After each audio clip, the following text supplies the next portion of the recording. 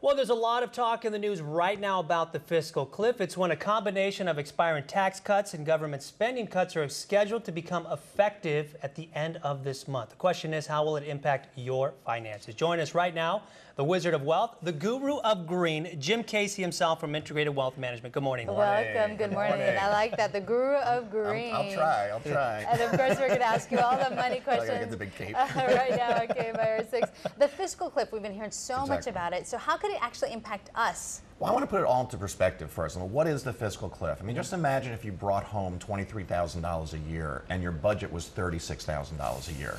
That's what's happening in America right now, but except for thousands, it's in trillions.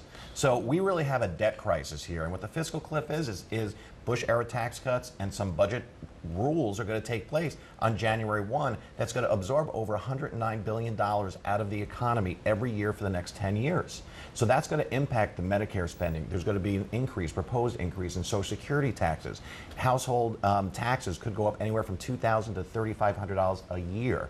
So this is going to happen right at the time the economy is still a little anemic, and the stock market's not going to like that, the economy is not going to like that, and people are not going to like taking home less money. You brought up a good point. So if tax increases go up for people like maybe $2,000 extra a year, how do you think that's going to impact consumer spending? Well, that's the key. Right now, our economy is only growing at about 2%, and that's pretty anemic.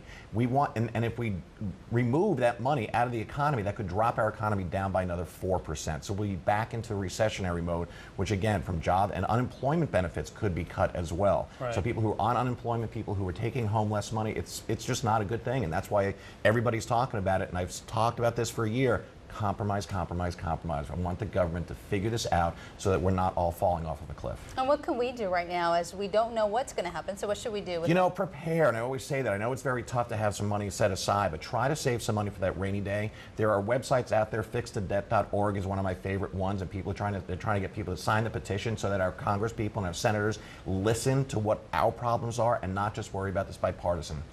All right, well, Another word in my head, but I know we're live. You know, there's also Medicare worries and stuff like that too, right? 30% less to doctors for Medicare, and I think it's $11 trillion that are going to be cut for Medicare as well. So basically affecting a lot of people. Yeah, a lot, and half of that cut also is in defense. So defense spending is going to be a lot less. So there's a lot of issues going on right now. But again, go to the website, tell your congressmen and women to actually get this fixed. Another website to go to, why don't you go to Jim Casey's website? There it is right there.